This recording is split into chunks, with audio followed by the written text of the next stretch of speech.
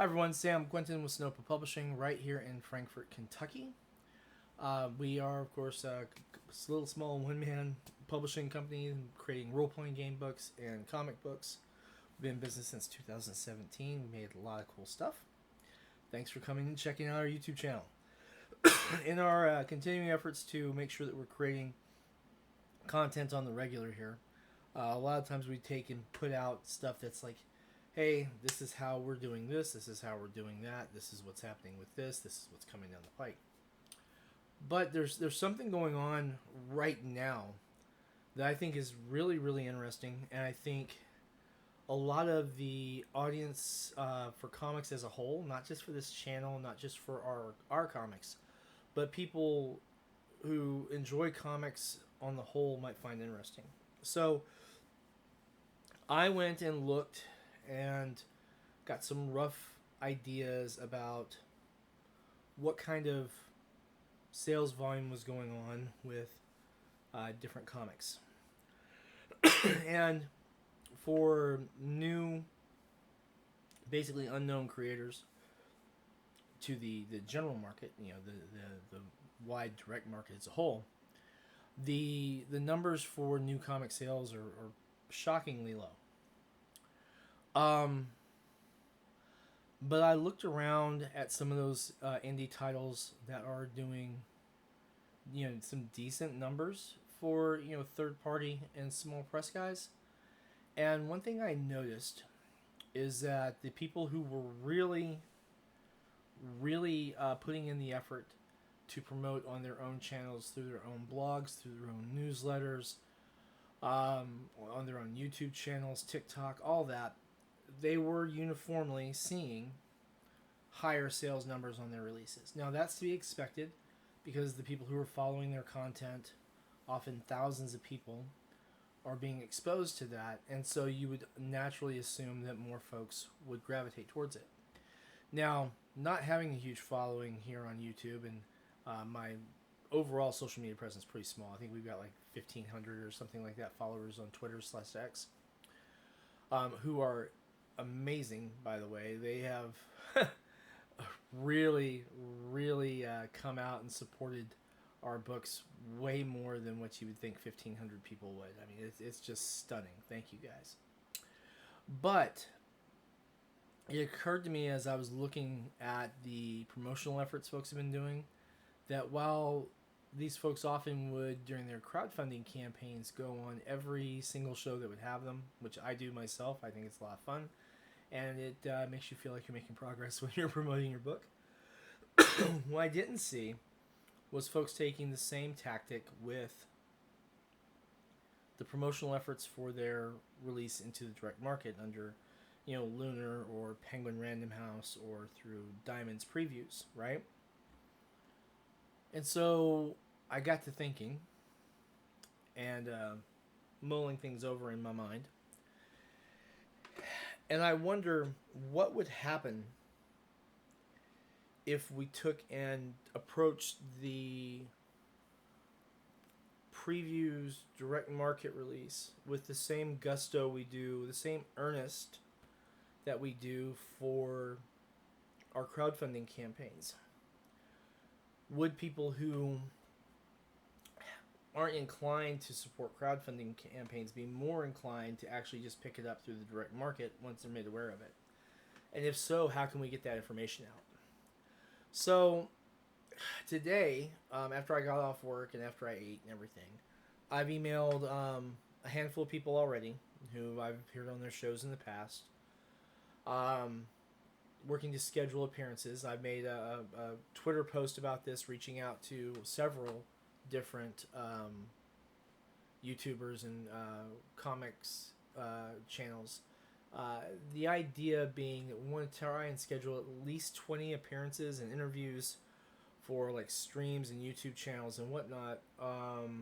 Not Whatnot the app, and Whatnot as in other venues, to get the word out as much as possible about our direct market release, to see if we can find out if the same audience that is enjoying creator content about comics is willing to come out and order a new title based on their exposure to it from the influencer segment, right?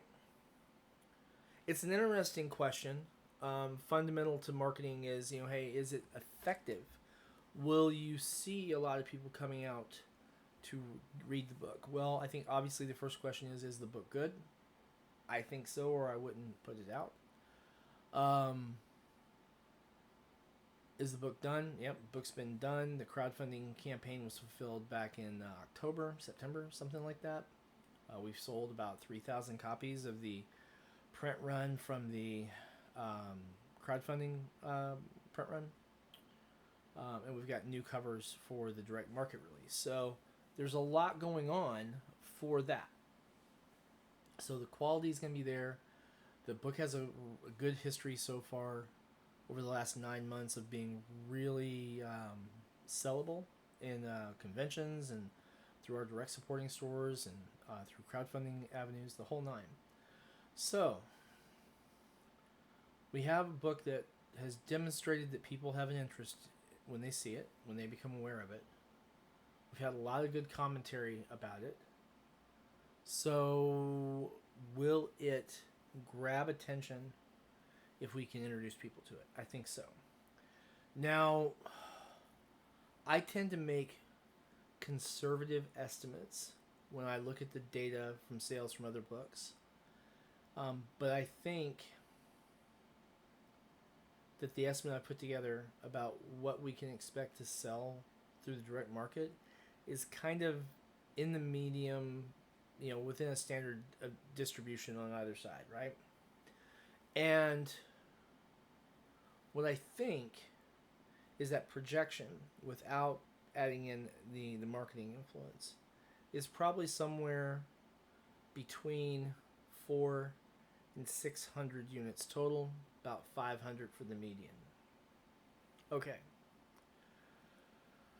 But what happens if we move that needle through the marketing plan of exposing people to the title? What happens, take this off for a minute, if we are honest and forthright and explain to everyone that, yeah, we're trying to sell the book, we're trying to get people into local stores where the bulk of the money made is made actually by the retailers, so let's keep our retailers healthy.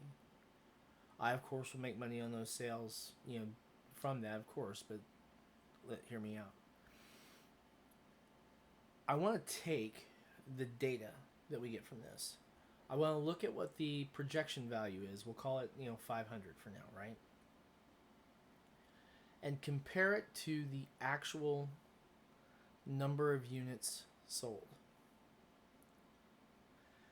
And then following that, I'd like to take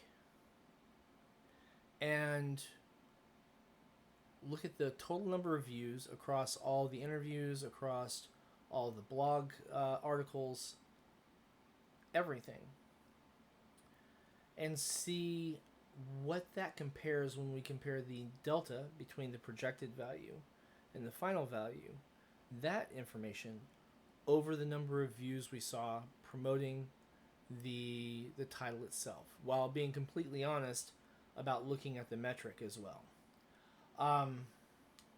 Now, some people say, well, that's going to bias the data. Well, I think that in any promotion, you're going to bias the data a little bit. So why not be very forthcoming with the methodology and hopefully rule out the vast majority of bias just by being factual? All right, enough of that, in the science.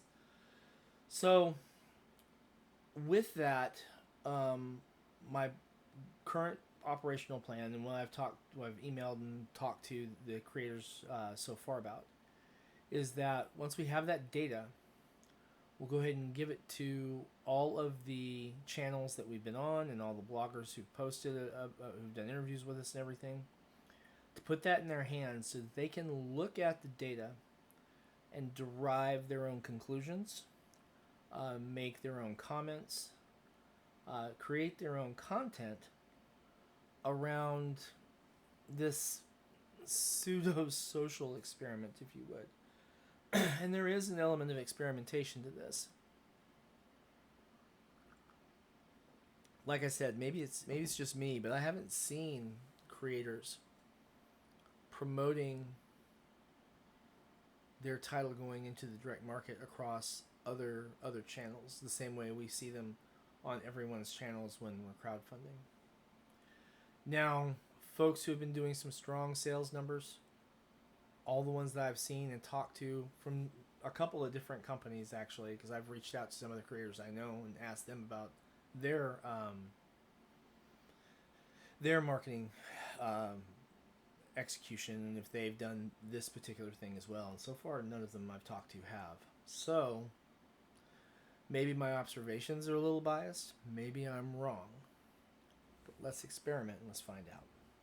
So I am, like I said, trying to schedule at least 20 interviews for video for like Twitch and YouTube and all that. And then as many blogs, of course, as I can get on. The nice part is I typically get along with just about everyone. There's only a few channels I really don't want to go onto. You know, bad experiences in the past, stuff like that. I mean, I could probably count them on one hand. So I try not to be too dramatic or too troublesome. It's counterproductive.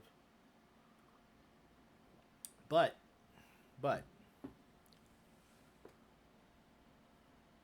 what can we learn from this? What will we see after the sales numbers come out? We'll probably have those in October and November. So it's going to be a little bit of wait. So 3 weeks of fierce promotion. Everyone can go down and order the book. And then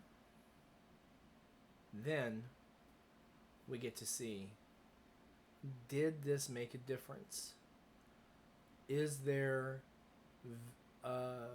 something that we've all been missing, or was everyone just not following through and marketing their product more effectively?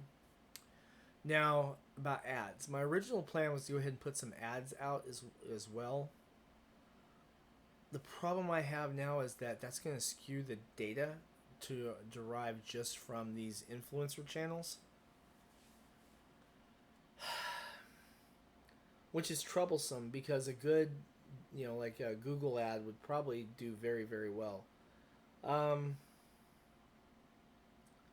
don't know. Since the point of the Google ads is generally to generate traffic through a website channel rather than through a local market. And since we're really focusing on what's going on with the influencer side of things, I think I'm going to forego doing a digital ad. That kind of hurts to say. And just depend upon the channels that I'm on and the bloggers that I'm being interviewed by and go from there.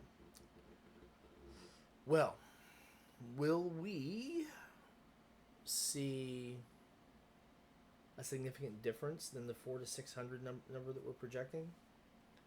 Can we see 1,000, 2,000, 5,000? What have you? I don't know. So let's find out. All right. I'm going to go ahead and attach some information on the previews information for Tibbi and Her Time Traveling Psychedelic Mushrooms issue 1. There is a really great pair of covers. We have the new cover, completely new cover for the direct market release. That cover is also by Damien Torres. And then a foil cover that was done based on the line art from the crowdfunding cover with a full foil finish. And it looks pretty neat in the images I've seen. And we'll go ahead and put that in there for the title card or whatever. And then, of course, put the information below. If you have not read Tibbi and Her Time Traveling Psychedelic Mushrooms, I am going to recommend that you order it from previews. If you can't wait till September, certainly go ahead and order it through DriveThruRPG. I'll go ahead and put a link to that. Not through DriveThruRPG, through DriveThruComics. I'll put a link to that below. And then, certainly after you read it, if you want to pick up a copy for your collection, I would really appreciate that. Thank you. But I hope that you always enjoy the comics and the role playing games that we make. I hope the merch fits you well and looks sharp on you. And I hope you're having a good time. We are continuing the Words with Willows segments. We have the new microphone, so everything should sound a lot better. And then we're going to be recording more Words with Willow this coming week. And we'll schedule those out in 1 week intervals. So I think we've got one more or maybe two more that are recorded just off the little headset mic that wasn't working really well. So please bear with us on that. And until next time, Sam Quinton with Snopa Publishing. Thank you very much.